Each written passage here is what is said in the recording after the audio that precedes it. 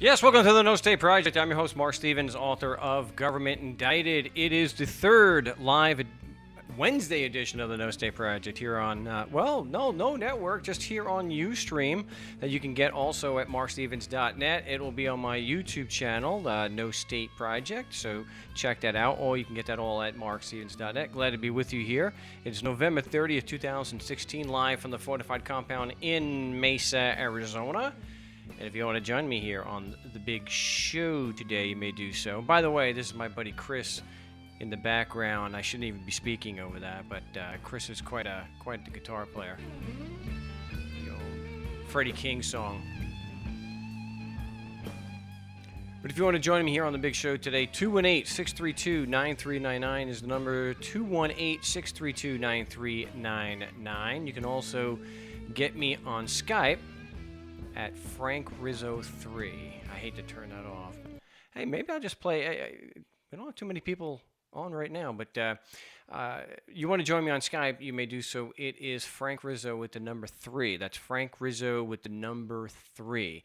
And what we like to do on this extra hour of Anarchy Radio, this Anarchy broadcast, in addition to the 3 hours that we do on LRN.FM on Saturdays, that's LRN.FM, the Liberty Radio Network, is apply our moral principle, our ethics, and why we're anarchists, and that we believe in do no harm, and that we reject the concept and the actual existence of a violent ruling class, and of course the hierarchy that goes with it, and that we reject the double standards that are used to justify this violent set of rulers. That it's okay to lie, steal, kill, and cheat other people as long as you call yourself a government. Then magically the principles of right and wrong don't apply. This is a moral stance. And so when we're bringing this out in court, we're bringing up that they're lying through their teeth, that they're just a gang of killers, thieves, and liars. They're just men and women that are forcing us to pay them. And forcing people to pay you does not create an obligation on them. You're just an abusing scumbag. You are a criminal. And that's why you have to make things up as you go.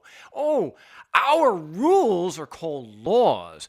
And because of that, we don't actually need any evidence whatsoever that they apply. Zero. Because you see that prison system?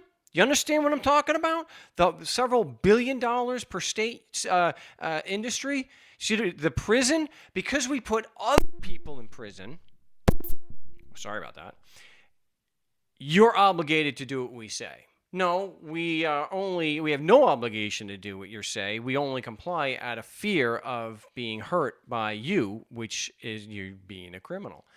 So, okay, again, the number here is 218-632-9399. We have line area is now unmuted. Okay, we have area code 817. You're live on the No State Project. What's your name? Where are you calling from? Mark, this is Quilted J. I sent you some emails, and I got signed up for the forum and all that good stuff.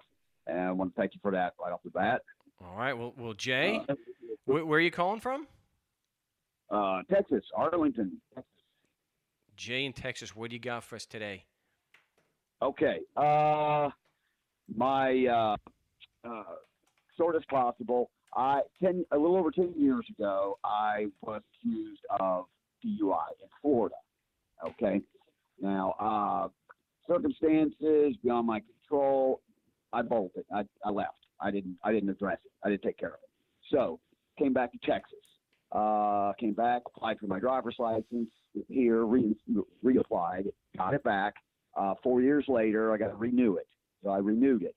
A couple of weeks later, they say, wait a minute, your driver's license is suspended in Florida, so you can't have a driver's license here. That interstate compact crap. So I went and applied for an occupational. And I've been riding on that for a couple of years now. Well, I just changed insurance companies, and as a result, my SR22 that I'm supposedly required to carry defaulted. And they got wind of it and said, okay, now you're occupational, so you're suspended all the way across the board. So here I am at this dilemma, it's just going to be a matter of time before they roll up behind me and run my plate and go, oh, his license is suspended. Let's pull him over. So my question is, and I've been doing some research and discovered that what I need to do is file a motion to quash what I've got in Florida. Now, the question to you is, can I do that from Texas, or do I have to actually deliver it to the clerk's office? Well, you can mail it, and you can, and Okay. you want to, yeah, because you set foot there, they're going to arrest you. So even though they frown on telephonic hearings, so you can do the motion to quash and request a telephonic hearing, it is 2016. They do have the equipment. It's really easy to set up a phone system where you're on the phone. I mean, it's basically just a speaker phone. I think they've had that technology for like 40, 50, 60 years. They just don't like to Gotcha. do that because their threats just don't carry as much weight if you're in Texas and they're in Florida. So that's why. So they may frown on that and may require, they may not rule on it. So it may require you to do a petition into the higher court, a petition for writ of prohibition to prohibit them from acting any further on that. Okay. Because I've got to get something. I mean, I realize that what I'm doing is kind of a moot point because I shouldn't have to have a driver's license in the first place. Well, So that's true. There's no evidence of that, but on a practical matter, you're forced to do that. We're all forced to do that. So some people, their job depends on it. So it's one of those bullets a lot of us have to bite because you have no choice. It's like I don't want to have to register a vehicle, but you are Right. taking your life in your hands. Those true believers out there, those police officers who will kill you because for any reason you're not complying fast enough, and then the guns come out and you're dead. And of course, Fox News and all the status with their heads up their ass are blaming you for it. I talk about that in a video I'm hoping to get posted today. The whole battered citizen syndrome. So Right. there's no evidence you're required to do that, just like there's no evidence requiring you to pay taxes, but you don't pay taxes because there's evidence that you have to pay. There's only evidence that they will kill you if you don't. So that's why we do it. And this is just one of those that, it's very difficult to get around. Right. Well, I haven't paid income tax in over 20 years.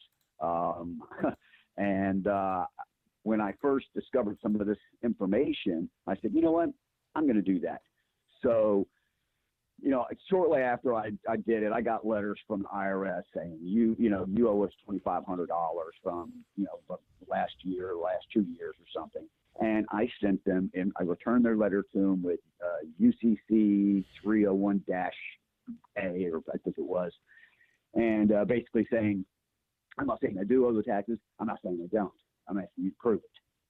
And eventually, 2 months later, I got a letter back from them that said, your case is under review. No further action necessary on your part. We'll get back in touch with you. That's very rare that you got that for Yeah. for a response to what you said, because typically you put that in, and they're gonna have the non-filing unit come after you for something that's obviously for the UCC stuff is garbage. I mean that this UCC, Freeman, sovereign citizen stuff, it's all trash. It's all ridiculous. Even if there's a kernel of truth here or there, it's completely ineffective because you're making legal conclusions. You're making legal interpretation, and they make billions and billions, trillions of dollars based on those legal opinions that are contradictory to yours. So thank goodness. So for Correct. you and anyone else who's listening, not so much for you anymore, but for those listening, if you're being swayed or you're involved with that Freeman on the land, sovereign citizen, UCC, strawman, redemption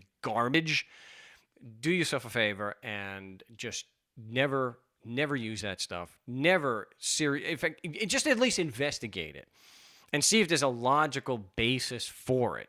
And then you have to temper that, of course, with, do I want to make issues of law or do I want to raise issues of fact? Which is more effective? And any half idiot can tell you that issues of fact are 1,000 times more powerful and effective than doing such issues of law. Because even if you're right, it doesn't matter.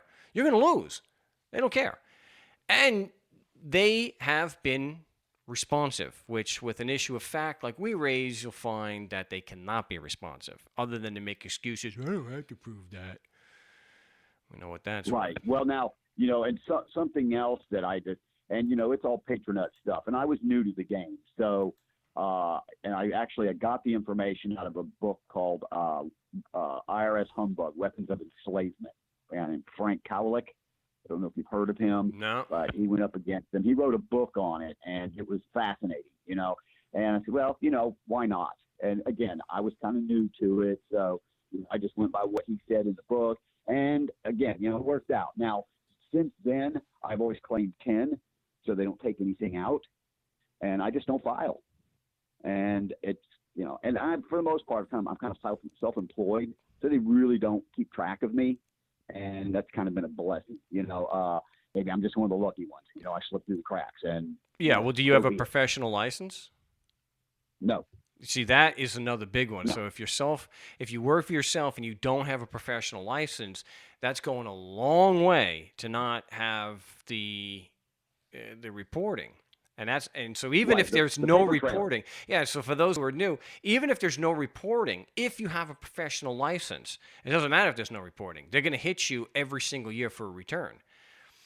Even so whether you're using the license or not, I've worked with people that they weren't even using the license. They were, but the fact that it is current is enough to generate the computer's response of, "Hey, where's your tax return?" Right. Hey, listen. On a quick note, I watched your last your last Wednesday's feed, and you were talking about the girl in Texas, Ginger, that fought the case and won. It's believe it or not, it's not Bexar County, it's Bexar. Believe it or not, it's pronounced Bexar County. I lived in Texas for a long, long time, and it was years before. I was always calling it Bexar County too, but it's actually pronounced Bexar County. Bexar County. In what language? Right. Texas, I guess. Gee. But yeah, Bexar County is actually pronounced Bexar County. Okay, well, I appreciate that. Bexar County. I think I vaguely remember an email or a Skype somebody mentioning that, and I completely forgot about it till you just mentioned it. So, thank you. That's Bexar County, spelled Bexar. Yep. Okay. Well, Texas is, they the Spanish pronounce it Tejas. So if you take that and kind of take that X and turn it into an H, then it kind of makes sense. Well, it's like Mexico. Yeah. You're not, but Right. that's why I said in what language. And it Yeah, probably yeah, would have been. It's probably of Spanish origin. Sure, it's Texican. Texican. There you go. There you go. Well, listen, I do have one more point because this has been bugging me. If I'm gonna step up there and step up to bat, and stand my ground as far as I don't have to have a driver's license, I don't have to have registration. I'm gonna have insurance just because it's a smart thing to do. But that being said, okay, so I get pulled over. It's at the cop's discretion whether I go to jail or not. Chances are I probably will because he's not going to like what I've got to tell him. Well, Jay, right there is your problem. You don't have anything to tell him. You identify yourself and keep your mouth shut. You are not to raise. You should not be raising issues of law and making legal arguments on the side of the street with a 5-year-old child who has a gun and has no problem using it on you. Your legal. Right, that's what I was going to say. That you don't hold court on the side of the road. Damn right. You identify yourself and keep your mouth shut. End of discussion. If he's going to charge you, he's going to charge you. And you shouldn't be making any proclamations, I'm not required to have a driver's license. If you're going to say anything in court, it will be the prosecution and the police have no evidence to support their claim that I am required to have one. That's what you want to do. Well, again, and the other thing is, and there's another gentleman named Ep3. I don't know if you've heard of him. Yeah. He does the same stuff, and I've watched some of his videos, and I called his show Monday night, and I've learned a lot from him, and I was able to kind of articulate everything to him this time around. The last time I called him, I had a note pad, and I'm trying to write, and I don't know what to say, and so I decided I'd just go back and archive any information that I needed. Now he said, if anything, you'll respond with questions. Cop says, why'd you pull me over? I say, I don't know. Is there some kind of an emergency? Well, no. No, Um, no. All you say is I don't answer questions. That's it. You identify well, yourself. then No, I'm definitely going to jail. no, if you just keep your mouth shut, that doesn't mean you're definitely going to jail. You pull the is there an emergency? You're going to throw up the red sovereign citizen flag, and you probably will go to jail. But if you just keep your mouth, you could even say on advice of counsel, I am not answering questions, and can keep your mouth shut. If he's going to Okay. arrest you, he's going to arrest you. And so he's going to have to lie through his teeth to make something up, or he's just going to have to say, oh, this douchebag didn't open up his mouth. He kept his mouth. He said he lawyered up immediately. And he could think, that just clued me in and thought, I figured he's got to be doing something wrong if he's lawyering up. And let him think that. Because bottom line, you Right. haven't given him anything to use against you. The fact that you kept your mouth shut when he's investigating you is not evidence of guilt. The Supreme Court said that if they were investigating someone else and you kept your mouth shut, that could be considered. Construed as complicity or guilt or right, Yeah, right. I understand. yeah. So keep. Yeah, you So want that to. being said, okay. So let's, for the sake of argument, say that I do go to jail and I go before a magistrate, and they're going to read my charges and sometimes ask for a plea. Of course, I'm not going to enter one. And they'll set bail. I get out. Now I'm in the process. And let's say I go through the process and I'm successful.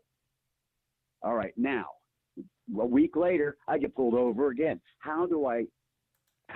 Is there a way to stop the cycle? No.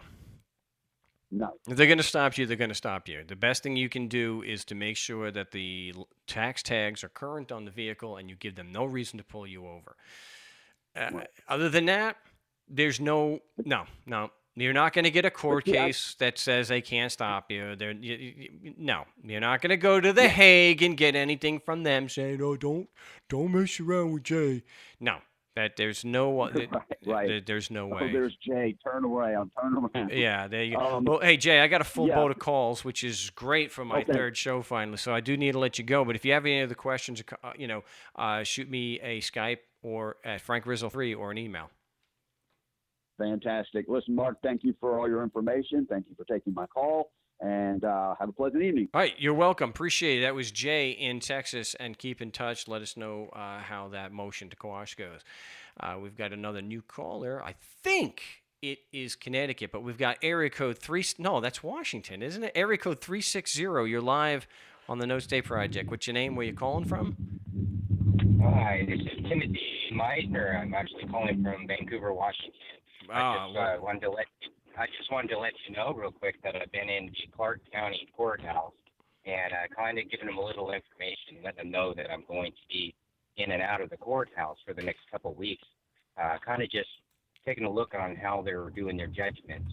A few years back, I believe it was in 2007, I spent 2 weeks in the judicial court system, and I watched so-called Your Honor, Darwin Zimmerman, and the prosecuting attorney making judgments on young men and women that were not in the right state of mind, and they were making their judgments and laughing at each other while they were putting these people's lives in their hands and doing with it what they wished. That prompted me to do a little more investigation, and I continued more investigation, but family and friends always tell me just bow, do what the system says, and I did so. I went back to work, and I just focused on providing for my family. My children are grown now, so I decided to dedicate myself full time into doing everything I can to mend this broken system or just remove it and build something that's actually for us and not something that's completely a religion and against us. And I came across your show. I've spent probably the last 2 weeks in deep non-sleep, going through case after case, looking around, doing everything I could to try to prove what you're doing to be wrong, and every single thing I'm looking at I find to be true. So I'm thanking you for that, and I'm asking you for a little bit of advice. If there's anything you can throw out there to help me go in there a little stronger. Well, I would suggest going to a city council meeting and confronting them so that you are prepared when you do go to court and you're asking these questions. And I appreciate what you're saying. If you want to prove what I'm doing is wrong, You're going to have, this is for anybody listening, you're going to have to tackle the foundational ethical principle together with the facts. And the facts are that there is no government, they're men and women. This is what we can prove. They are men and women. They are not special. They are not sent here by Odin, okay? They're ordinary men and women. The principles apply to them as much as they do to us. And that they're forcing us to pay them. And it's that set of facts that they force us to pay them that collapses their entire house of cards or castle made of sand, like for government indicted. And the moral principle that we're using to show that is that do no harm. And that it's wrong to use aggression. It's wrong to use threats. It's wrong to use violence. So to be able to prove what we're doing here at the No State Project wrong, you have to show that that moral principle is inapplicable. And you're going to have to show that it's not a double standard to lie, steal, kill, and cheat people because you call yourself a government. You're going to have, and that's why we can't do it. And because they're just men and women forcing us to pay them, it's why they cannot prove that their laws apply. So like I mentioned in the article I'm going to post hopefully today is I'm not arguing from a lack of evidence. My position is what it's not, well, the Supreme Court Chief Justice can't prove the laws apply, therefore the laws don't apply. That's not my argument. My argument or my position is they are just men and women forcing us to pay them. And that means that their rules don't apply and create obligations on us. Because forcing someone under threat of jail or death to give you money doesn't obligate them to your rules. It just makes you a criminal. So I'm not arguing from evidence, lack of evidence.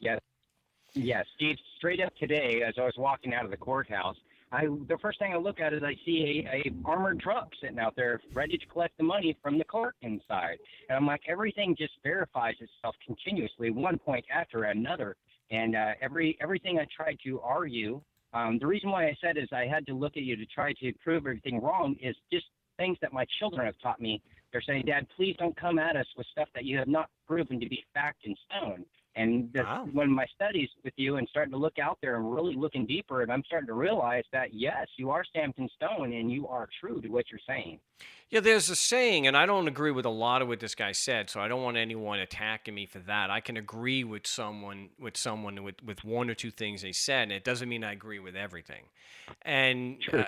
Hitchens, I think it's called Hitchens' razor, Christopher Hitchens. That which can be asserted without evidence can be dismissed without evidence. And that is something that's violated when you're talking about, status. They'll come back and they'll try to shift the burden to me. Where's your evidence that the Constitution doesn't apply? All right, here we go. Exactly. Here we go. You know what? I'll do it. Because you're just men and women forcing us to pay you. Do I have to go further? Do I have to talk about the prison system? Do I have to talk about drones? Do I have to talk about spying? Huh? Do I need to talk about police brutality and the force continuum? Do we really need to go there? No. That is the evidence. You're just men and women forcing us to pay you. Now, there's the proof. And not that when we're in court, and this is what I would suggest to you, to help you, when you go to the city council, you don't have to bring that up. You can just ask him, if I was to do things in the same manner as you, and I force perfect strangers to give me money, would you consider me a criminal? And of course they will. And now it's just so when you come out and say, well, then aren't you doing it? Doesn't that make you a criminal also?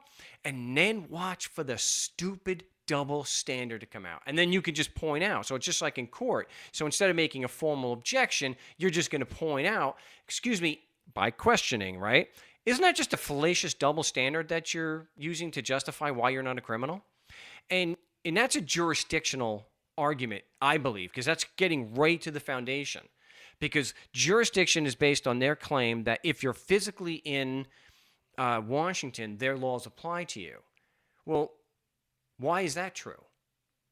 You're just men and women forcing us to pay you. How is that true, though?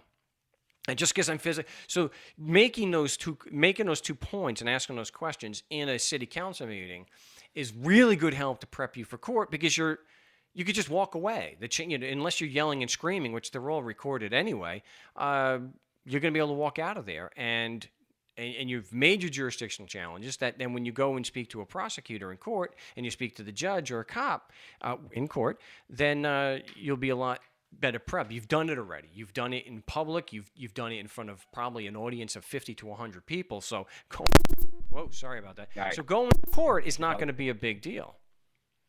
Good. I'm walking into these things. To be honest with you, Mark, I don't have something that's holding against me right now that stops me from going to this courtroom and stops me from doing this. I'm just one person that wants to stand up for the population because it takes just such a small amount of us to try to make a change. And I just hit that point in my life where I'm like, I'm going to do everything I can. And I have absolutely zero fear when it comes to looking at any judge's eyes. I've looked at probably 12 different judges' eyes today, and I have zero fear when I look at them. I want them off their podiums when they speak to me because I think it's unfair that they're standing up on something that's 3-4 feet above me, so it's automatically intimidating. I don't really care for that. I don't go in there with any kind of aggression. When I talk to them, I'm always talking in the most mannerest way I possibly can. Well, sure. We need to. They keep coming at me with aggression just for even talking to them. Yeah, you have to always maintain your professionalism so that they look like the criminals, of course, that they are. So always keep that in mind. And let us know in advance when you're going. So just for those who are thinking of doing this, and I hope you do, because one of these days, somebody's going to go and ask these questions to a sitting council. And that damn video, unlike mine, is going to go viral. And that, a million or more people will get to see that. So the question is, I know you operate under the presumption that if I'm physically in Washington, that your Constitution and laws apply to me. Do you? And you read the body language. They'll say yes, if even on non-vocally, and then you follow up. Do you have any proof that that's true? And then what you have to do is you have to sift through all the non-responsive answers, and then you have to bring them on point. And then you may have to say, either you have evidence or you don't. No logical fallacies, no citations to law, no because you said so. Do you have the evidence, yes or no? And then you follow that up with, because now you've laid the foundation to get, to really destroy their stupid double standard. If I was to do things in the same manner as you guys, and I forced perfect strangers to give me money, would you consider me a criminal? You don't need an answer to that question. Everyone in the audience knows. Yeah, it's already embedded. It's already obvious. Yeah, the people are going to know. So that's what I would suggest to you and others that are listening. Get down to a city council meeting and ask those questions publicly. And have someone in there record some HD video that we can then post. So far, only one person has done it that we can post. So, other than me, I'm going to do everything I can for you, Mark, to do everything I can, every bit of the possibility they'll allow me to do inside these systems to expose them. I'm going to do everything, including as far as being a little sneaky like they are in ways that I may have to do it. But I'll make sure it's honest, But it'll be, a little bit. I jumped through a couple of little hoops, being a sweetheart to a couple of people that'll allow me to do things. Because if I come in there with just a straight face, they go no. But when I went in there with a nice little soft, very kind face, then they're like, well, yeah, it's possible. You can go ahead and do this. So it's these things I'm learning that I really got to be just super kind, like very docile to them in order for them to actually allow me to make the next move. But I'm doing that. I'm doing what needs to be done to jump through the hoops to get to the next point. Okay, well, Mike, I've actually got a ton of callers today, which is really cool. I'm glad that on the third show we're actually we're doing as well as the usual Saturday broadcast. So I do have to go, but let me know when you're going to a city council meeting and make sure that you get some HD video of that. Okay, right on. Thank you so very much. I appreciate the call, Mike in Vancouver. Looking forward to seeing video of at least one of those questions being asked to a sitting city council at one of their meetings. They usually have them, twice. I know in Arizona they're every other week, so there's plenty of opportunity to do that if you're inclined. Wouldn't necessarily do it in the same town or city I live in. I mean, I learned from my mistake of doing it in Mesa, so with the police department. So I that's why I would go to Scottsdale or go to Tempe. to do it. And I'd always get a ride from somebody else because I'm definitely not going to have the police search my, want to stop me for any reason under the sun just because the city council was embarrassed. And so you want to be safe about it. So if you're going to do something like that, the risk is not so much inside the city council hall; it's outside if the police follow you. So keep that in mind. Still less risk than when we go into court because that the maniac with the robe on can just say contempt or $20,000 bail for something that's just absolutely ridiculous on his face. So the next caller we have area code 862. You're live on the No State Project. What's your name? Where you calling? Damn it! What's your name? Where you calling from? My name is Timothy Adams from Newark, New Jersey. Tim from New Jersey. What do you got for me today? Yes, I went to court. You went to court. Okay, I went to court about 2 weeks ago, and I put in a motion to dismiss. You know, the motion that you told me about. Yeah. And when I put the motion in, the judge refused to hear the motion. He didn't even hear it. He said, he threatened me in court. He said, listen, don't say a word, because I tried to speak on the record. He wouldn't let me speak on the record because I said I'm here by special appearance, things like that, the whole spill. So he threatened to throw me in jail, and that same day he locked up another person as well for being late. So now I'm in the process of, filing a complaint against the judge. You think that's wise as far as like the judicial committee? Because I want him off my case. I want him to be recused.